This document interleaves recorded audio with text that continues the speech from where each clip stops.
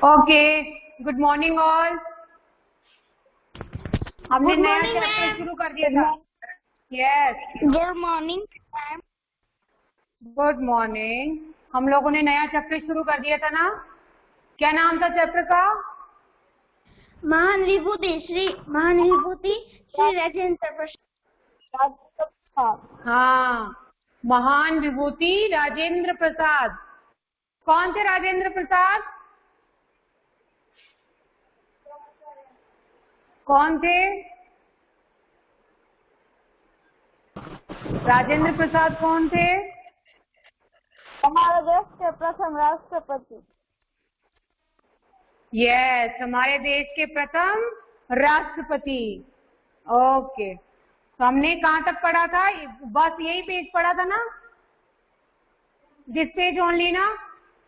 Ma'am दूसरा page शुरू किया था हमने। दूसरा पेज कहाँ शुरू किया था? मैम पेज नंबर 44 यहाँ तक किया था। हाँ, फर्स्ट पैराग्राफ ही पढ़ा था उसमें ना। Yes ma'am. हाँ, फर्स्ट पैराग्राफ से स्टार्ट करना है। हाँ, तो राजेंद्र प्रसाद फटाफट से बताएंगे। राजेंद्र प्रसाद जी का जन्म कहाँ हुआ था? कौन बताएगा? राजेंद्र प्रसाद का जन्म कहाँ हुआ था? मैम बिहार के एक छोटे से गांव जीरादेई में, जिसका नाम था जीरादेई, है ना। उनके पिताजी को कौन थे? महादेव। क्या नाम था उनके पिता का? महादेव सहाय। हाँ, महादेव सहाय, जिनको यूनानी और आयुर्वेदिक दवाइयों का बहुत अच्छा ज्ञान था, जो कि उन्होंने सेल्फ स्टडी से, स्व अध्ययन से ही अर्जित किया था। और यूनानी और आयुर्वेदिक दवाइयों का ज्ञान अर्जित करने के बाद वो गरीबों का मुफ्त इलाज किया करते थे और उनको मुफ्त में दवाइयां भी देते थे। ठीक है। और उनकी माँ का नाम, उनकी माता जी का नाम क्यों है आपको बोल नहीं रहे हैं आप लोग? उनकी माँ कमलेश्वरी देवी, जो कि एक धार्मिक विचारों वाली महिला थी, इसलिए उन्होंने अपने बेटे को बचपन से ही रामायण और महाभारत की कहानियां सुनाना शुरू कर दी थी। तो बचपन से ही अपने बच्चे को वो रामायण और महाभारत की कहानियां सुनाती थी, जिसकी वजह से उनके बेटे के अंदर अपने माता पिता के जितने भी गुण थे, यानी धर्म, परोपकारिता, दूसरों के साथ में प्रेम पूर्वक रहना, फिर ये यूनानी और आयुर्वेदिक दवाइयों का ज्ञान, घुड़सवारी आदि, ये सारी जो क्वालिटीज थी, जो विशेषताएं थी, वो अपने आप से ही बेटे में भी आ गई थी। और बेटे को भी अंग्रेजी, फारसी और कौन सी लैंग्वेज आती थी? कौन सी लैंग्वेजेस आती थी राजेंद्र प्रसाद जी को? संस्कृत, गुजराती, मराठी, बंगाली भाषा और बंगाली। यस, वो सारी भाषाओं को बहुत अच्छे से जानते थे। उनके अंदर क्या काबिलियत थी? जब एक स्टूडेंट के तौर पर वो फ्रांसीसी सीख रहे थे, तो क्या करते थे वो? मौलवी साहब को पिछले दिन का पढ़ा हुआ सारा पाठ बाकी बच्चों के कक्षा में आने से पहले ही सुना देते थे। Yes, page number 44, second paragraph, कौन पढ़ेगा? हरिओम, आप पढ़ेंगे बेटा? हरिओम। Ma'am network. मैम। हाँ बेटा। Ma'am your voice is in between your camera was भक्ति आप पढ़िए। नो बेटा, here is no network issue, तो मेरी तरफ से कोई प्रॉब्लम नहीं है, प्रॉब्लम आपकी तरफ से होगी। आप प्लीज लेफ्ट कीजिए क्लास और फिर से ज्वाइन कीजिए। Ma'am now your camera is clear. I am not having any network issue बेटा। If there is such problem, then please leave the class and join again. Don't interrupt. 1-2 second के लिए हो जाते तो वेट तो किया कीजिए, कितनी बार बोला मैंने। 1-2 सेकंड के लिए हो भी जाता, कोई उसमें बड़ी बात नहीं है, वेट तो करना चाहिए ना, इंटरप्ट क्यों करते हैं? खुद से मैनेज करना आना चाहिए अभी। यस, वो जो प्रॉब्लम है पूरा टाइम थोड़ी ना रहती बेटा। विश्वा चंडी बामर, आप 7th B में हो। विश्वा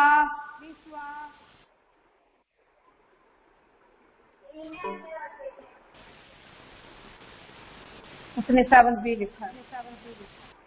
विश्वा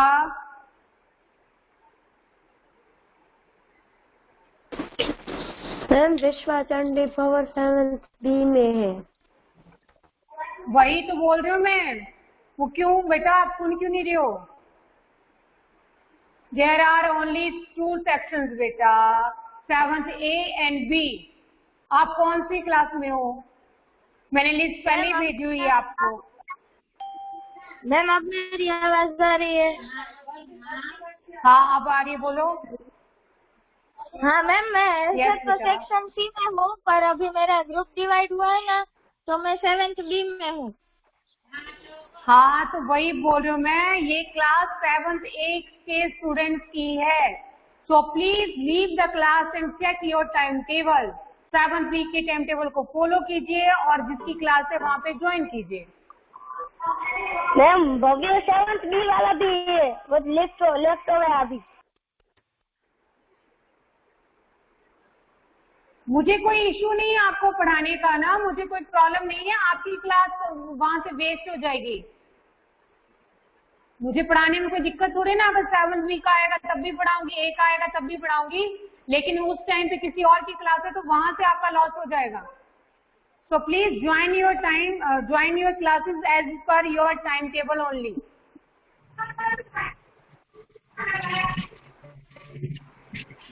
नाउ प्लीज म्यूट योरसेल्फ।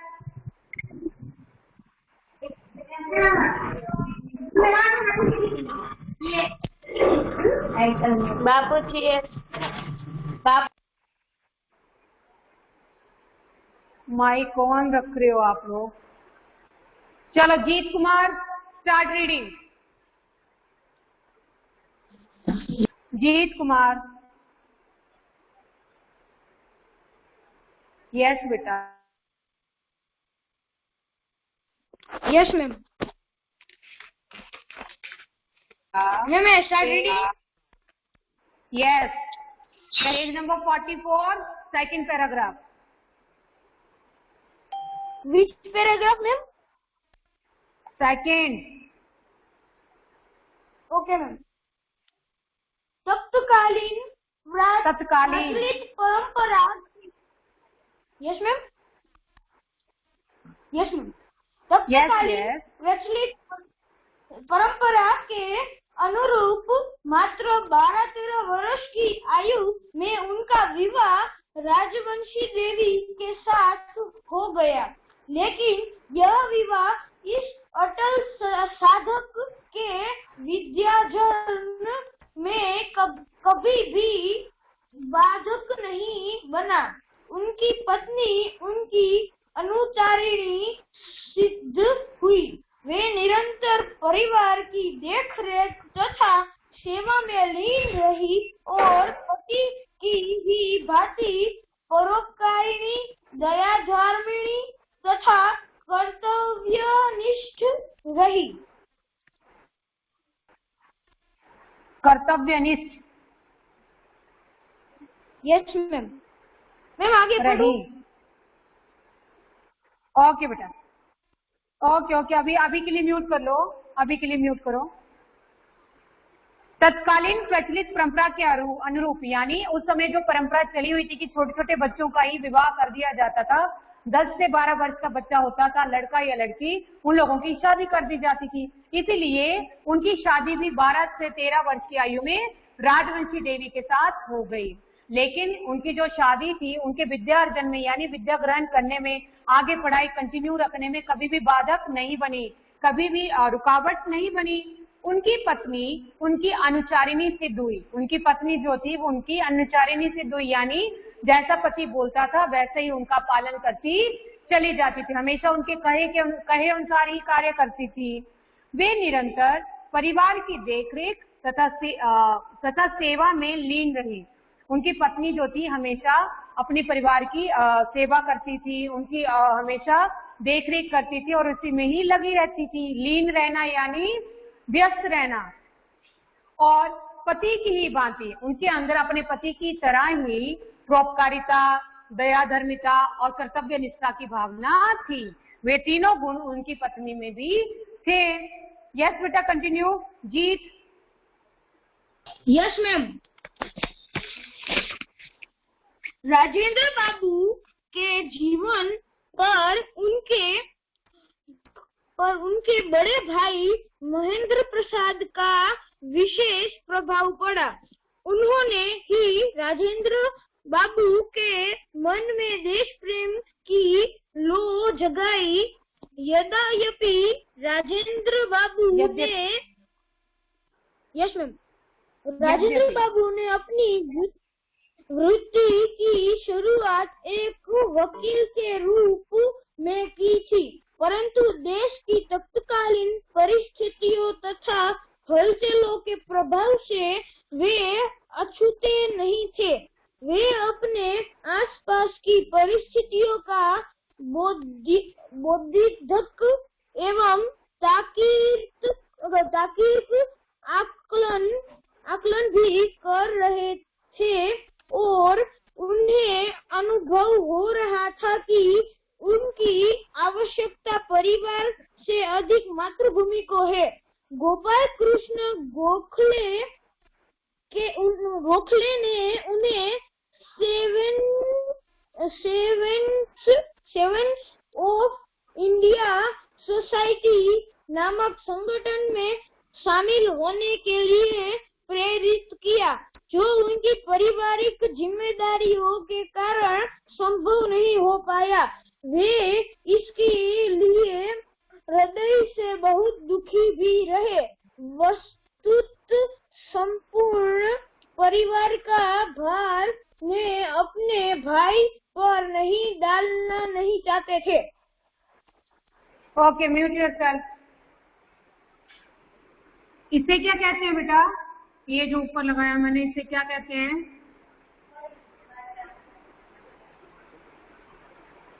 क्या कहते हैं इसे? बोलिए। मैम आपका नहीं दिख रहा है। मैम आपका चिपक गया है, हमें नहीं दिख रहा है। बेटा ma'am, there is no network issue from my side. Ma'am दिखा मैम। क्या कहते हैं इसे? Ma'am rape. बोलिए। रेप, है ना? तो रेप कहाँ पे पढ़ी जाती है? मीन्स अगर किसी शब्द में रेप दी गई है, मान लो एक शब्द लिखती हूँ मैं यहाँ पे, चलो, ये कहाँ पे पढ़ी जाएगी? मतलब किस वर्ण के साथ पढ़ी जाएगी? मैम अ के साथ। अ के साथ, ठीक है। ध्यान में इस बात को ध्यान में रखेंगे। ये रेप जिस भी वर्ण के ऊपर होती है उस वर्ण से पहले पढ़ी जाती है। मेरी बात आ रही समझ में? जिस वर्ण के ऊपर ये रेप रहती है उस वर्ण से पहले इसकी साउंड आती है। र साउंड करता ना ये आधा र, तो ये किससे पहले पढ़ा जाएगा? थ से पहले। बना अर्थ, ठीक है। यहाँ पे जीत ने जल्दबाजी में कुछ रेप वाले जो शब्द थे वो गलत पढ़े, इसलिए मैं समझा रही हूँ कि आपको ये रेप कैसे पढ़नी है। ये रेप जिस वर्ण के ऊपर होगी उस वर्ण से पहले इसकी साउंड आएगी। जैसे यहाँ पे अर्थ, अब इसको पढ़ना तो रुको एक मिनट। जीत इसे पढ़ना बेटा। क्या है ये? Jeet, it's for you. Yes ma'am, समर्थन। यस, जिस भी वन के ऊपर ये रेप होगी उस वन से पहले पढ़ी जाएगी। इस बात का ध्यान रखेंगे। और जब हम वन विच्छेद करते हैं तब भी सेम वही थीम, जहाँ पे इसकी साउंड आ रही है वहीं पर इसे लिखेंगे। जैसे हम वन विच्छेद करते हैं, स म र, है ना, फिर थ न प्लस न प्लस अ। यस, ये है, ठीक है। तो ये रेप कहाँ आई? यहाँ पर भी थ से पहले ही आ रही है। वन विच्छेद के क्वेश्चन आपको एग्जाम में आते हैं, और रेप वाली जो वन विच्छेद होती है वो बहुत से बच्चे गलत करते हैं।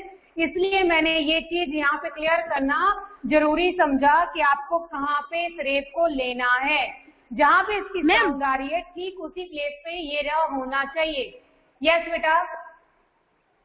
मैम हम उस पे अ क्यों नहीं लिखते, मुझे पता है, क्योंकि मैम उसमें है ना, उसमें ऐसा मैम ऐसे अ प्रोनाउंस नहीं होता थ के पास में, इसलिए हम उसमें अ लिखने की मिस्टेक कर देते हैं, पर वो ऐसा नहीं होता। आधा होता। ये र जो है वो आधा होता है, ये पूरा होता ही नहीं है। र के और भी रूप है ना। मैम जब हम उसको यस मैम जब हम उसको बोलते हैं ना तब बोलो बोलो बोलो। मैम जब हम उसको थ को बोलते हैं ना मैम, तो उसमें अ का प्रोनाउंसिएशन आता ही नहीं, इसलिए। थ को बोलते तो आता ही है, उसका आ ही रहा है थ। मैम में क्यों नहीं आ रहा? समर्थन मैम र और थ के बीच में मैं कह रहा हूँ। हाँ तो रथन, रथन बना ना, वो इकट्ठा आ रहा है रथन। रथन नहीं बोलते हम उसको ना, रथन बोलते इकट्ठा। समर्थन, ठीक है। एक र ये होता है, एक र ये होता है, एक र ये होता है, एक र आपका ये रेप होता है। इन सभी र के रूपों में से सिर्फ ये 3 रूप जो हैं इनमें र पूरा होता है। ये सारे पूरे र हैं, ये भी र पूरा है, ये भी र पूरा है, सिर्फ ये ही र जो है वो आधा होता है। पता है आपको इस चीज का? मैंने आपको व्याकरण में पढ़ाया है ये चैप्टर। संधि में आपने समझाया था डिटेल में, ये मैम यही चीज। संधि नहीं थी वो, आपका फर्स्ट चैप्टर था वन विचार। संधि में नहीं पढ़ाया, ये वन विचार में पढ़ाया। र के अलग अलग रूप, और र का कौन सा रूप जो है वो आधा है और कौन सा रूप जो है वो पूरा है। तो ये जो र के बाकी जितने भी रूप हैं वो हमेशा पूरा र होते हैं। सिर्फ रेप वाला र जो है उसमें र आधा होता है। चाहो तो करके देख लो। जैसे राष्ट्र, इसमें ट आधा होगा, ठीक है। आधा कौन होगा इसमें? ट, ना कि र। र प्लस आ प्लस श प्लस ट प्लस र प्लस अ, इसके साथ अ आया ना जुड़ने के लिए, दैट मीन्स ये र पूरा है। और इस ट के साथ अ नहीं मिल रहा है, तो दैट मीन्स ये ट आधा है। ये साइन, ये साइन और ये साइन जिस भी वन के साथ लगते हैं वो वन आधे होते हैं, लेकिन ये दोनों रूप जो है वो पूरे र हैं। समझ में आ रही है मेरी बात? मेरी बात समझ में आ रही है आपको? से यस और नो एटलीस्ट। कोई क्वेरी तो पूछिए। मेरी आवाज आ रही है आपको? रिप्लाई नहीं करते हो बस। हेलो, यस मेरी आवाज आ रही है बेटा? तो ऐसे शॉक्ड क्यों हो गए हो आप लोग, जैसे सुन बैठ गए पूरी तरह से, कोई रिप्लाई नहीं। चलिए आगे पढ़ रहे हैं हम लोग। अभी राजेंद्र बाबू के जीवन पर उनके बड़े भाई महेंद्र प्रसाद का विशेष प्रभाव पड़ा। उनकी लाइफ के ऊपर ज्यादा इन्फ्लुएंस किसका था? उनके बड़े भाई महेंद्र प्रसाद जी का। उन्होंने ही राजेंद्र बाबू के मन में देश प्रेम की लौ जगाई, और वही थे जिन्होंने राजेंद्र बाबू के अंदर देशभक्ति की लौ जगाई, उनके अंदर देशभक्ति की भावना जगा दी। यद्यपि मतलब, यद्यपि का क्या मतलब होता है? यद्यपि, कई बार सुना है आपने वर्ड यद्यपि, यानी तुरंत नो बोलिए। यद्यपि मैं बारिश में भीगना नहीं चाहता था, लेकिन छाता ना होने के कारण मैं भी भीग गया। यद्यपि होता है जबकि, ठीक है, जबकि। यद्यपि राजेंद्र बाबू ने अपनी वृत्ति की शुरुआत, वृत्ति क्या होगा यहाँ पे? वृत्ति यानी मैम जीवन की शुरुआत। बोलो। नहीं, वृत्ति होता है कमाई, रोजगार, कमाई, ठीक है, कमाई या रोजगार। यद्यपि उन्होंने अपनी कमाई की शुरुआत, अपने रोजगार की शुरुआत एक वकील के रूप में की, परंतु देश की तत्कालीन परिस्थितियों तथा हलचलों के प्रभाव से वे अछूते नहीं थे। ठीक है, उन्होंने मतलब अपनी जो कमाई की शुरुआत थी, जो आमदनी उन्होंने अर्जित करने का साधन अपनाया था, सबसे पहले किस रूप में अपनाया था?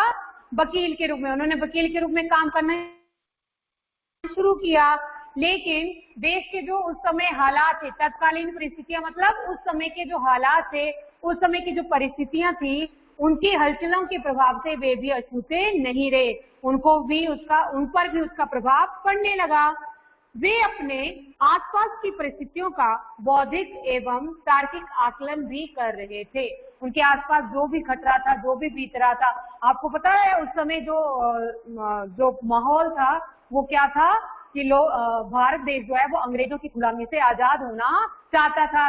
जगह जगह पे आंदोलन किया जा रहे थे, अंग्रेजों के खिलाफ नारे लगाए जाते थे, बहुत सारी मतलब ऐसी मूवमेंट्स की जा रही थी, जिसका प्रभाव जो है वो राजेंद्र बाबू के भी ऊपर पड़ा। और उन्होंने बौद्धिक, अपने जो बुद्धि विवेक से, अपने तार्किक आकलन से इन सबको अनुभव भी किया। उनकी आवश्यकता परिवार से अधिक उनकी मातृभूमि को है, और उन्होंने ये नतीजे पर आए वो जब उन्होंने पूरा कैलकुलेशन किया अपनी बुद्धि के बल पर, अपने तर्क के बल पर, तो उन्हें महसूस हुआ कि उनके परिवार से ज्यादा उनकी जरूरत जो इस समय है वो उनकी मातृभूमि को है, उनके भारत देश को है। गोपाल कृष्ण गोखले ने उन्हें सर्वेंट्स ऑफ इंडिया सोसाइटी नामक संगठन में शामिल होने के लिए प्रेरित किया। गोपाल कृष्ण गोखले जो थे, उन्होंने उन्हें सर्वेंट्स ऑफ इंडिया सोसाइटी में, एक संस्था थी, एक इंस्टीट्यूशन था जिसका नाम था क्या? Servants of India society. तो उसमें शामिल होने के लिए उन्होंने उसे प्रेरित किया कि आओ सर्वेंट्स ऑफ इंडिया सोसाइटी में शामिल हो जाओ, जो उनकी पारिवारिक जिम्मेदारियों के कारण संभव नहीं हो पाया। लेकिन अपने ऊपर, उनके ऊपर परिवार की इतनी अधिक जिम्मेदारियां थी, रिस्पॉन्सिबिलिटीज थी, जिसके कारण ये उसमें शामिल नहीं हो पाए, उस संगठन में अपनी सहभागिता नहीं दे पाए। वे इसके लिए हृदय से बहुत दुखी भी रहे, इसके लिए उन्हें हृदय से बहुत अधिक दुख भी था। वो हमेशा दुखी रहते थे इस बात से, उन्हें इस बात का बहुत अधिक दुख था कि वे सर्वेंट्स इंडिया ऑफ सोसाइटी में शामिल नहीं हो पाए। वस्तुतः संपूर्ण परिवार का भार वे अपने भाई पर डालना नहीं चाहते थे, और इसके पीछे सबसे बड़ा कारण यही था कि वह अपने परिवार का पूरा दायित्व जो है, पूरी जिम्मेदारी जो है वो अपने अकेले बड़े भाई के कंधों पर नहीं डालना चाहते थे। अगर वो उस मूवमेंट में पार्ट ले लेते, उस संगठन में शामिल हो जाते, तो अपने परिवार की देखरेख नहीं कर पाते, उनकी जरूरतों को नहीं पूरा कर पाते, उनकी जिम्मेदारियों को नहीं निभा पाते। इसलिए उन्होंने इस बात को, इस संगठन में शामिल होने के विचार को छोड़ दिया कि कहीं सारा दायित्व जो है, सारी जिम्मेदारी जो है वो बड़े भाई के सिर के ऊपर आ जाएगी। स्वदेशी आंदोलन, बहिष्कार आंदोलन आदि पूरे उफान पर थे। स्वदेशी आंदोलन क्या था पता है आपको? स्वदेशी आंदोलन नो मैम, नहीं पता। और बहिष्कार आंदोलन नहीं पता ना? मैम किसी के अगेंस्ट लड़ना होता है उसको बहिष्कार आंदोलन कहते हैं। हाँ, बहिष्कार ही कहेंगे, लेकिन ये किसके अगेंस्ट लड़ना था मैं बताती हूँ। अंग्रेज भारत में आए, किस बहाने से आए थे वो? क्या बहाना लेके आए थे वो जब हमारे इंडिया में आए थे? मैम मैम कुछ अपना देश का बेचने आए थे, मतलब ट्रेडिंग व्यापार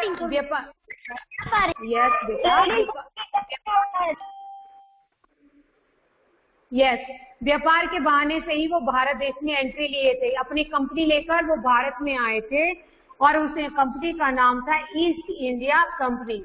उस कंपनी में वो क्या करते थे, भारत का ही कच्चा माल, भारत में जो कच्चा माल बनता था, भले वो कच्चा कपड़े का मटेरियल हो या अदर कोई भी मटेरियल हो, वो अपने विदेश में भेजते थे, अपने इंग्लैंड भेजते थे और वहां से बनवा के, वहां से वस्तुएं नई नई अलग अलग तरह की वस्तुएं बनवाकर वापस भारत में ही उसे दुगने और तिगुने दामों पर बेचा करते थे। लेकिन लोगों के अंदर क्रेज होता है ना कि फॉरेन की चीजें है, वही विदेश की वस्तु है, तो हर किसी को चाव लगता है कि हाँ भाई मेरे पास तो फॉरेन की चीजें हैं, मेरे पास तो फॉरेन के कपड़े हैं। तो भारतीयों ने भी धीरे धीरे उनसे वो कपड़े खरीदना शुरू कर दिया, उनसे वो सामान खरीदना शुरू कर दिया और धीरे धीरे हमारा जो लघु उद्योग है, जो हमारे छोटे छोटे काम धंधे थे, वो सारे नष्ट हो गए। मतलब अगर कोई खरीदेगा ही नहीं उनसे तो कहाँ सेल होने वाले, वो कहाँ से बेचारे पैसा लाएंगे आगे उसकी बढ़ोतरी करने के लिए, उनका तो व्यापार वहीं पे ठप हो गया। तो धीरे धीरे इसी बहाने से उन्होंने इंडिया को अपने कब्जे में ले लिया, इंडिया को गुलाम कर लिया उन्होंने। तो जब ये बात गांधी जी के समझ में आई कि हमारा देश गुलाम किस वजह से बना है, किस वजह से गुलाम अंग्रेज जो है हमारे ऊपर अपना अधिकार जमाते हैं, तो उन्हें समझ में आया कि इन लोगों ने अपने व्यापार को हमारे घरों के अंदर पूरी तरह से डाल के रख दिया है। हम जो पहनते हैं वो विदेशी है, हम जो यूज करते हैं वो सारा विदेशी है। तो हमारा इंडियन रुपी जो कहाँ जा रहा था वो विदेशों में जा रहा था, हमारी इंडियन करेंसी कहाँ जा रही थी, विदेशों में जा रही थी। हमारे देश में तो आमदनी हो नहीं रही थी, हम तो लोकल जो हमारे कारीगर थे उनको तो काम दे ही नहीं रहे थे। तो धीरे धीरे हमें जब उनको इस बात का पता चला तो उन्होंने एक मूवमेंट चलाई जिसका नाम था स्वदेशी अपनाओ और विदेशी हटाओ। दैट मीन्स अगर आपने मतलब अपने देश की आजादी पानी है या देश को आजाद करवाना है तो स्वदेशी वस्तुओं को अपनाना है और आपके पास जितनी भी विदेशी वस्तुएं हैं उनकी होली जलानी है। आपकी होली जलाई गई थी उस मूवमेंट में, पता है। विदेशी कपड़े जिस किसी के पास भी होते थे या विदेशी सामान जो भी उन लोगों के पास होता है, सब अपने घरों से ला लाकर उस होलिका में उसका दहन करते थे। होलिका दहन में जैसे आग जलाई जाती है ना, ठीक वैसे ही उन दिनों में भी जगह जगह पे वो आग जलाई जाती थी और उन्हें उनमें विदेशी वस्तुओं का बहिष्कार किया जाता था और ये प्रण लिया जाता था कि हम जो कुछ भी पहनेंगे या जो कुछ भी उपयोग में लाएंगे वो सारा का सारा स्वदेशी होगा, ना कि विदेशी। तो ये मूवमेंट चली थी उस समय पे बहुत अभी। परंतु जस्ट मिनट, राजेंद्र प्रसाद भी अब इनसे अछूते ना रह सके। उनको भी ये मूवमेंट अट्रैक्ट करी थी, उनको भी लग रहा था कि मुझे भी भागीदारी देनी चाहिए, मुझे भी इस आंदोलन में शामिल होना चाहिए। जब विदेशी वस्तुओं की होली जलाने का समय आया, जब उन्होंने एक समय निश्चित किया था ना कि इस समय पर हम विदेशी वस्तुओं की होली जलाएंगे, तो उस समय पर उनके पास कोई भी विदेशी वस्त्र नहीं था। देखो कितनी बड़ी बात है, हर कोई अपने घर घर से विदेशी सामान और विदेशी वस्त्र निकाल निकाल कर होली जला रहा था, लेकिन जब उन्होंने अपने घर में देखा तो उनके पास एक भी विदेशी वस्त्र नहीं था। उनका झुकाव आश्चर्यजनक रूप से पहले ही विदेशी वस्तुओं की ओर था और उनका झुकाव जो था, उनकी जो पसंद थी पहले से ही विदेशी वस्तुओं की और स्वदेशी वस्तुओं की ओर ही थी। वो कभी भी विदेशी वस्तुएं नहीं खरीदते थे, हमेशा सादा पहनते थे, सादा खाते थे और सादा ही जीवन व्यतीत करते थे, इसलिए उनके पास एक भी विदेशी वस्तु नहीं मिली। चंपारण आंदोलन में राजेंद्र बाबू ने खुलकर भाग लिया और फिर से एक और मूवमेंट आई जिसका नाम था चंपारण आंदोलन। इसमें भी राजेंद्र बाबू ने खूब बढ़ चढ़कर भाग लिया, मतलब पूरी तरह से हिस्सेदारी निभाई, अपनी पूरी सहभागिता दी और गांधी जी के विश्वास पात्र बन गए और इसी से वो गांधी जी के बहुत ज्यादा विश्वास पात्र बन गए, उनके ज्यादा सबसे अधिक विश्वसनीय व्यक्ति बन गए। स्वतंत्रता आंदोलन के साथ जुड़कर भी वे सामाजिक समस्याओं के प्रति अपने दायित्वों को नहीं भूले। हालांकि वो स्वतंत्रता आंदोलन से जुड़ चुके थे, वो पूरी तरह से उसमें भागीदारी कर रहे थे, लेकिन उसके बावजूद हमारे समाज में जितनी भी समस्याएं थी या जितनी भी कुरीतियां फैली हुई थी उनके प्रति अपना दायित्व जो है वो कभी भी नहीं भूले। हमेशा अपने आस पड़ोस के बारे में, अपने समाज के बारे में वो हमेशा अवेयर ही रहते। हमेशा जब भी किसी को जरूरत पड़ती थी हमेशा उनकी सहायता करते थे। वर्ष 1914 में बंगाल और बिहार के बाढ़ग्रस्त लोगों में वे रात दिन का अंतर भूलकर भोजन और कपड़ा बांटते रहे। फिर वर्ष 1914 में बंगाल और बिहार में बहुत तेज बाढ़ आई और उस बाढ़ के कारण, बाढ़ पता है ना आप लोगों को क्या होती है? बाढ़ फ्लड। 1914 में बंगाल और बिहार में बहुत तेज बाढ़ आई थी, बहुत अधिक बाढ़ आई थी, जिसकी वजह से सब कुछ अस्त व्यस्त हो गया था। तो उन लोगों को दोबारा से अपना जीवन यापन फिर से शुरू करने के लिए कुछ जरूरी चीजें चाहिए थी, जैसे कपड़ा, रोटी और अदर थिंग्स जो जरूरी सामान होता है। तो उस समय वे रात दिन का अंतर भूलकर, उनको ना रात का ध्यान था ना दिन का ध्यान था, हमेशा लगातार उन लोगों की सेवा के लिए वो भोजन और कपड़ा बांटते रहते थे। समाज कल्याण हेतु उनकी निस्वार्थ और कठिन साधना सचमुच वंदनीय रही है। समाज कल्याण के लिए, समाज की तरक्की के लिए, समाज के आगे बढ़ोतरी के लिए उन्होंने बहुत से ऐसे काम किए हैं जो हमेशा वंदनीय रहेंगे, जिनकी हमेशा सराहना की जाएगी, जिनकी हमेशा प्रशंसा की जाएगी और वो वंदना के योग्य हैं। उनको नमस्कार है। उन्होंने इतना ज्यादा जो सेक्रीफाइस जो है वो अपने देश के लिए, अपने समाज के लिए किया था। अब कौन पढ़ेगा?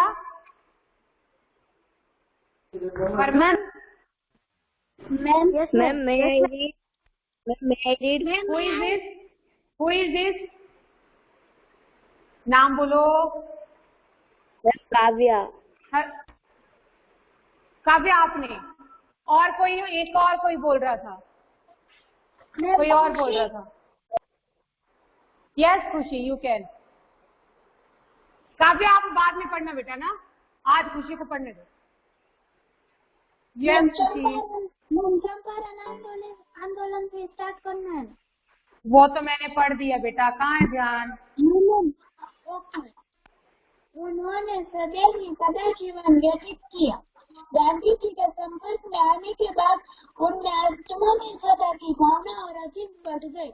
राष्ट्र गांधी जी के प्रति संपूर्ण निष्ठा और श्रद्धा भाव रखते हुए वे स्वतंत्रता आंदोलन में जी जान से कूद पड़े। बिहार में नमक सत्याग्रह का पुनः भाग उन्होंने स्वयं संभाला और गिरफ्तार कर लिए गए। उन्हें 6 महीने की जेल की सजा हुई।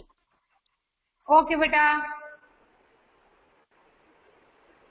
उन्होंने सदैव ही सादा जीवन व्यतीत किया। उनका जितना भी जीवन था उन्होंने सदा से ही सादा जीवन जिया, हमेशा सिंपल लिविंग करते थे वो।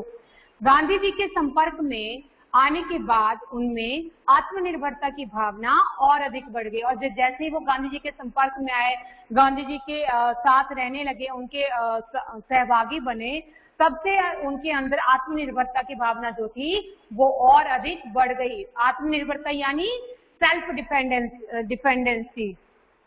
राष्ट्र एवं गांधी जी के प्रति संपूर्ण निष्ठा और श्रद्धा भाव रखते हुए वे स्वतंत्रता आंदोलन में जी जान से कूद पड़े। उनकी राष्ट्र के प्रति और गांधी जी के प्रति पूरी निष्ठा थी, पूरा उनका श्रद्धा थी उनके प्रति, उसी को रखते हुए वे स्वतंत्रता आंदोलन में कूद पड़े। स्वतंत्रता आंदोलन में जो भी उनका योगदान था या उनकी जो भी जरूरत थी वो पूरा अपना भरपूर सहयोग वहां पर देते रहे। बिहार में नमक सत्याग्रह का पूरा भार उन्होंने स्वयं संभाला और बिहार में जब नमक सत्याग्रह आंदोलन हुआ तो उसका पूरा भार जो था उन्होंने स्वयं संभाल लिया और गिरफ्तार कर लिए गए और इसी वजह से अंग्रेजों ने उन्हें गिरफ्तार भी कर लिया और उन्हें पूरे 6 महीने की सजा हो गई। Next Kavya, you can read बेटा। Kavya, you are there?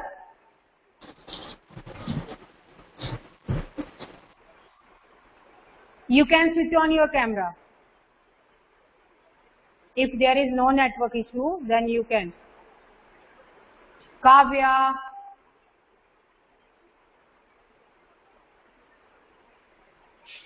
You are मैं there married or not? Kavya is not there. Yes, she is there only. Yes, Harman, you can. Ma'am, I want to read. तो मैं आपको कब से बोल तो रही हूँ, आप कहाँ चले गए थे? Yes Kavya, Kavya, Kavya start reading.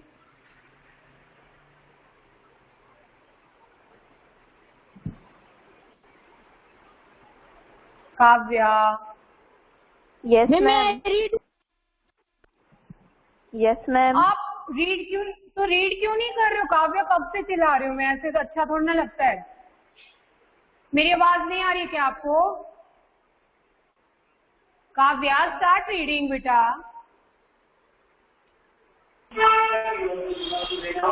अभी टाइम भी हो गया है. Harman you can. Okay, ma'am. I'm reading. Harman. Yes बेटा. वर्ष 1934 में उन्हें मुझे काम याद आया. क्या काम दिया था मैंने आपको? मैम आपने तक गिनती है हिंदी में याद करने को कहा था. हाँ, तो याद है आपको? अभी भी इंग्लिश ही बोल रहे हैं आप? मैम 1934. यस 1934. Okay ma'am. वर्ष 1934 में उन्हें अपने भाई की मृत्यु से गहरा आघात लगा, परंतु स्वतंत्रता आंदोलन से उन्होंने अपने पांव पीछे नहीं खींचे. मैम 1939 से 1947 तक. 1939 और 47. से 47 तक वे के वर्ष उनके लिए विशेष रूप से उल्लेखनीय रहे. स्वतंत्रता आंदोलन स्वशासन की ओर पग बढ़ा रहा था. विदेशी शासकों के अत्याचार भी बढ़ रहे थे और इसी समय एक और गहरी चोट उन्हें पहुंची. वह थी जीरादेई में बस. हरमन स्टॉप. वर्ष 1934 में उन्हें अपने भाई की मृत्यु से गहरा आघात लगा. दैट मीन्स 1934 में उनके बड़े भाई की मृत्यु हो गई. हाँ, बहुत दुख हुआ उन्हें उसके अपने बड़े भाई की मृत्यु की वजह से. परंतु स्वतंत्रता आंदोलन से उन्होंने अपने पांव पीछे नहीं खींचे. लेकिन स्वतंत्रता आंदोलन में जो उनकी भागीदारी थी, जो काम वो कर रहे थे स्वतंत्रता के लिए, उससे वो पीछे नहीं हटे. 1939 से 1947 तक का जो वर्ष था, ये सारे वर्ष उनके लिए विशेष रूप से उल्लेखनीय रहे हैं. उनका विशेष वर्णन किया जाना चाहिए. स्वतंत्रता आंदोलन स्वशासन की ओर पग बढ़ा रहा था. ये जो स्वतंत्रता आंदोलन था, उसका नतीजा धीरे धीरे सामने आता जा रहा था. स्वतंत्रता आंदोलन जो मूवमेंट उन लोगों ने चलाई थी, उसकी वजह से भारत जो है वो अपना शासन पाने की ओर अग्रसर हो रहा था. भारत का अपना शासन आ रहा था, यानी भारत अब आजादी की ओर कदम बढ़ा रहा था. विदेशी शासकों के अत्याचार भी बढ़ रहे थे. जैसे जैसे भारत आजादी की ओर आगे बढ़ रहा था, वैसे वैसे विदेशी शासकों के अत्याचार जो थे वो भी बढ़ते चले जा रहे थे. यानी अंग्रेज अब और भी अधिक अत्याचार कर रहे थे भारतीयों के ऊपर. और इसी समय एक और गहरी चोट उन्हें पहुंची. वह थी जीरादेई में भड़के दंगे. यह विभाजन की विडंबना थी जिसे फसाद ने स्वयं ही जन्म ले लिया. तो ये चोट कैसी थी? ये गहरा आघात कौन सा था? वो गहरा आघात था जीरादेई में भड़के दंगे. ये जीरादेई कौन सी जगह थी बेटा? मैं उनके जन्मे थे. यस, उनका बर्थ प्लेस. यस, उनका बर्थ प्लेस. तो ये जब जीरादेई में दंगे भड़के तो ये उनके लिए बहुत बड़ा आघात था, बहुत ज्यादा दुख पहुंचाने वाली घटना थी. क्योंकि जीरादेई उनकी जन्मभूमि थी, वहां पर उनके लोग रहते थे और वहीं पे दंगे भड़क गए. और ये दंगे किसके बीच में भड़के थे? हिंदू और मुस्लिम लोगों के बीच में. यस, क्योंकि क्या हो रहा था उस समय?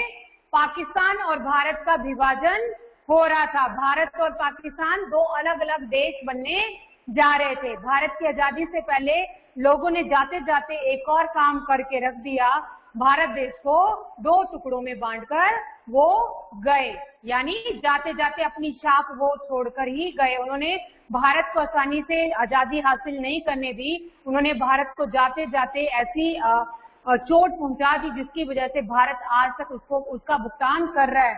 वरना देखो, भारत और पाकिस्तान यदि एक ही होते, यानी सिर्फ भारत देश ही होता, पाकिस्तान नहीं होता, नहीं बनता, तो आज शायद विश्व में, शायद क्या मतलब पूरे विश्वास के साथ मैं कह सकती हूँ, विश्व में शक्तिशाली देशों में भारत का स्थान होता ही होता। ये विकासशील देश ना होके एक शक्तिशाली देश होता।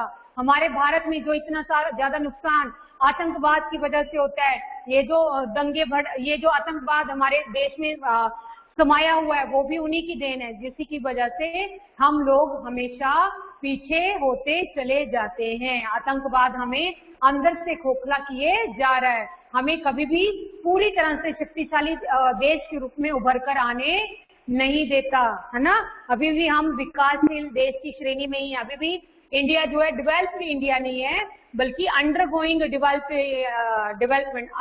डेवलपमेंट, है ना। अभी डेवलपमेंट उसका हो ही रहा है, पूरी तरह से विकसित देश नहीं है, पूरी तरह से शक्तिशाली देश नहीं है। Okay, so that's all. Just a minute बेटा, दैट्स ऑल फॉर टुडे बेटा। ओके मैम, है ना। Bye bye, take care, have a nice day.